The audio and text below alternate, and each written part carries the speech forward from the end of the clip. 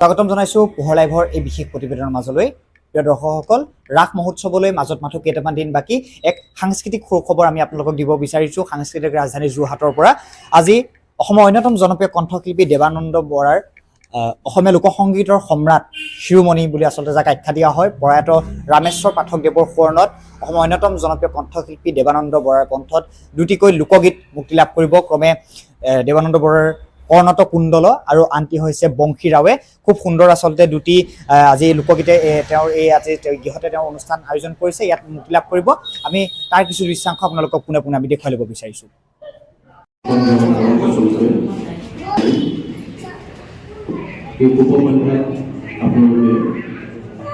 আপোনালোকৰ প্ৰিয় শিল্পী দেৱানন্দ বৰাৰ নিমন্ত্ৰণ ৰক্ষা কৰি আৰু আনুষ্ঠানিকভাৱে অনুষ্ঠিত কৰিবলৈ কাৰ্যসূচী আৰম্ভ কৰিছোঁ। আজি আমাৰ সকলো অতিথি তথা মোৰ জ্যেষ্ঠ কনিষ্ঠ সকলোলৈকে মোৰ আন্তৰিক স্নেহ শ্ৰদ্ধা সেৱা জ্ঞাপন। সৰু সৰু কামৰ মাজেদিয়ে এনেকৈ আগবাঢ়ি গৈ থাকিব বিচাৰোঁ। আপোনালোকৰ পৰা অকণমান মৰম, যেনে ভালপোৱা, আন্তৰিকতা বিচাৰোঁ। সেয়া আমাৰ জীৱনৰ পৰম সম্পদ। শৈক্ষিক পৰম্পৰাটোৰ লগত জড়িত হৈ থাকি সংগীতৰ ক্ষেত্ৰখনতো সৰুৰে পৰাই জড়িত হ'লোঁ। একেবাৰে মনে প্ৰাণে জড়িত হৈ আমি ইয়াৰ চৰ্চা ধাৰাবাহিকভাৱে কৰি আহিছোঁ।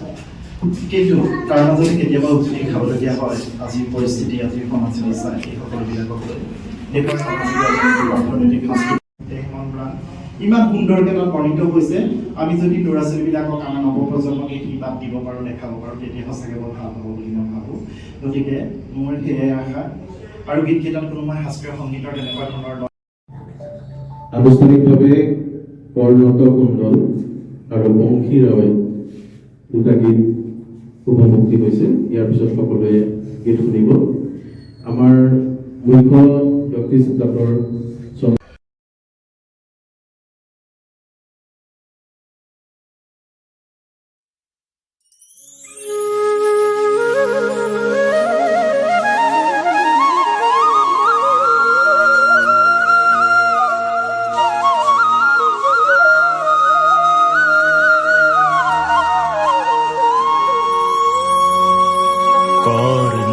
কুণ্ডল তোমাৰ মাথে ময়ূৰাৰ পাখি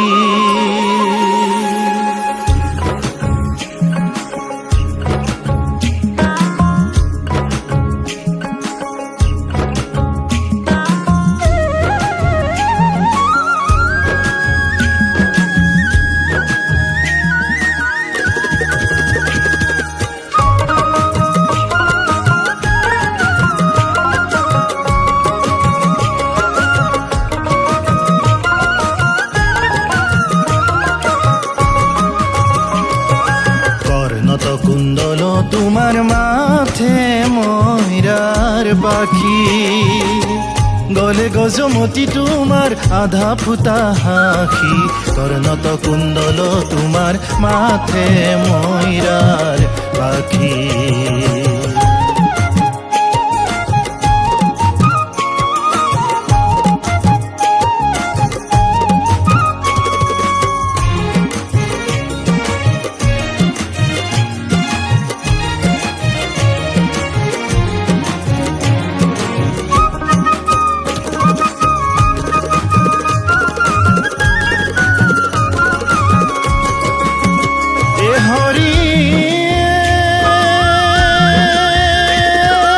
শ্যামবৰণ দেহা তোমাৰ এ পিত বসন মোৰ হৰি হৰি এ পিত বসন চৰণেনো পুৰ প্ৰভু কমল লোচন কৰ্ণত কুণ্ডল তোমাৰ মাথে ময়ূৰাৰ পাখি ৰাৱে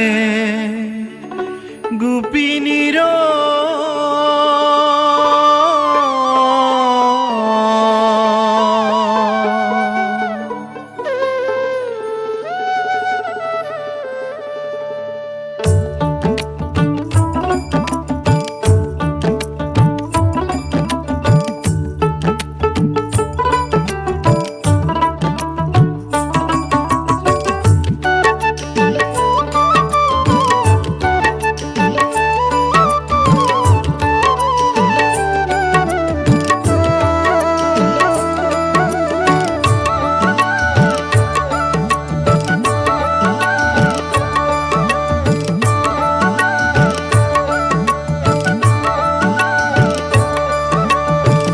বংশীৰাৱে গোপিনীৰ নৰহে পৰাণ বৃন্দাবনে বজাইবা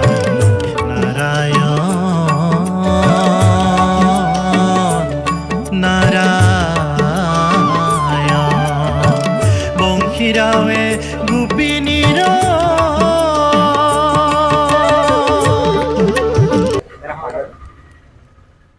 আহিলোঁ। ধন্যবাদ মোৰ সাংবাদিক সতীৰ্থ সকলোলৈকে মোৰ আন্তৰিক অভিনন্দন শুভেচ্ছা জ্ঞাপন কৰিছোঁ।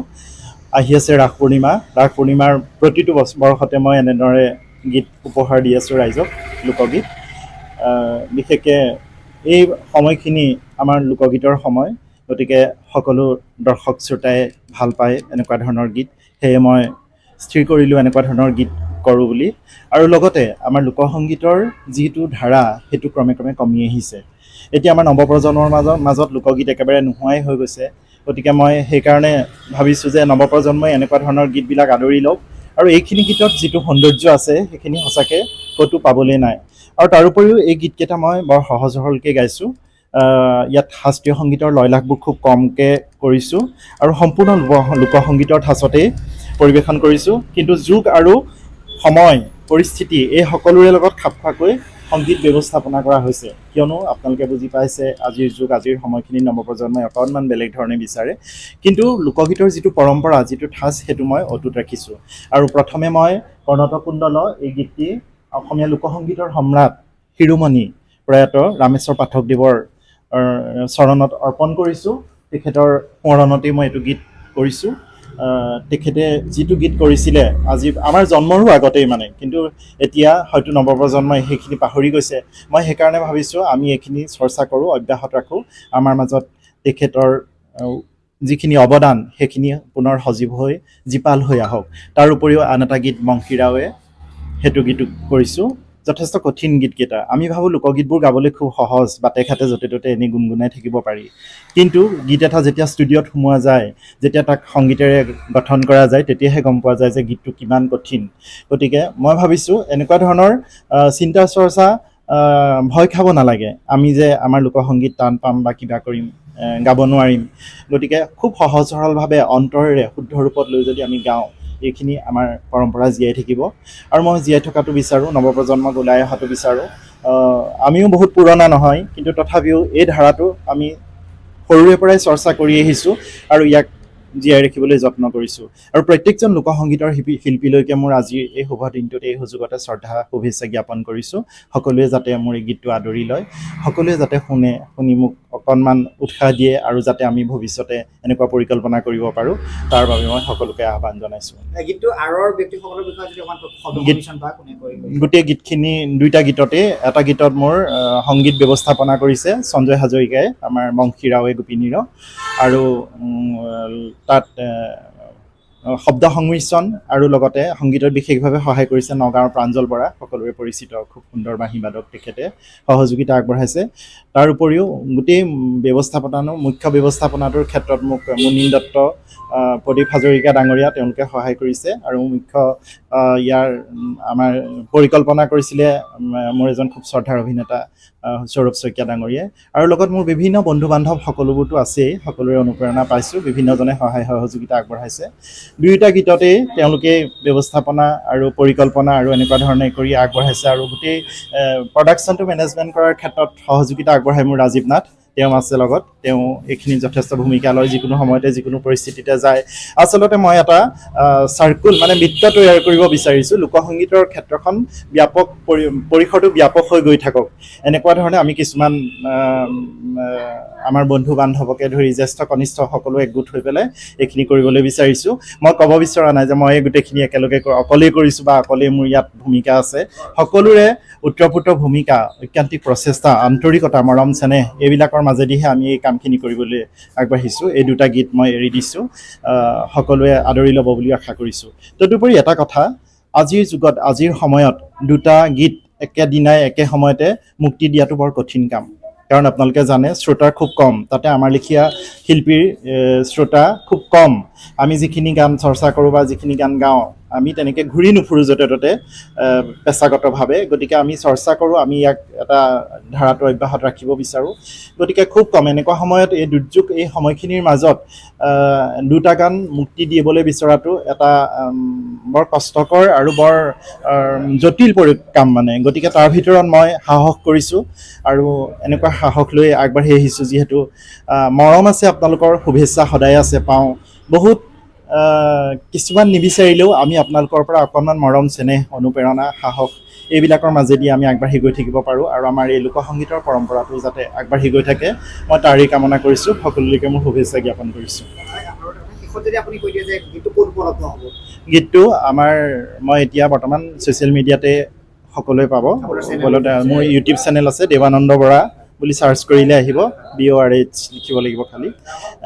তাতে আপোনালোকে বিচাৰিলে আজিৰ পৰা গীতটো দুইটি গীতেই উপলব্ধ হ'ব আৰু মোৰ বাকীখিনি লোকগীতো তাতে আপোনালোকে পাব। আগন্তুক ৰাস পূৰ্ণিমাৰ বতৰ, ৰাস আহি আছে, গতিকে সকলোলৈকে শাৰদীয় ৰাস পূৰ্ণিমাৰ শুভেচ্ছা জ্ঞাপন কৰিছোঁ। সকলোৰে মন মধুময় হওক, ভগৱান শ্ৰীকৃষ্ণই সকলোকে কুশল কৰক, কল্যাণ কৰক, তাৰেই কামনা কৰিছোঁ। দুয়োটা গীততেই ভগৱান কৃষ্ণৰে তেওঁৰ চৰণ চিন্তি, তেওঁ গুণ বখানা হৈছে, তেওঁৰ বিভিন্ন ধৰণৰ কাৰ্যকাৰিতাৰ মাজেদি ভগৱানেই যে আমাৰ সৰ্বে সৰ্বা, সৰ্বশ্ৰেষ্ঠ, সৰ্বনিয়ন্তা, সেইখিনিকেই ইয়াত প্ৰতিপন্ন কৰা হৈছে। তাৰ মাজেদি সকলো আমি ভক্তিভাৱত বুৰ যাওঁ, আহক।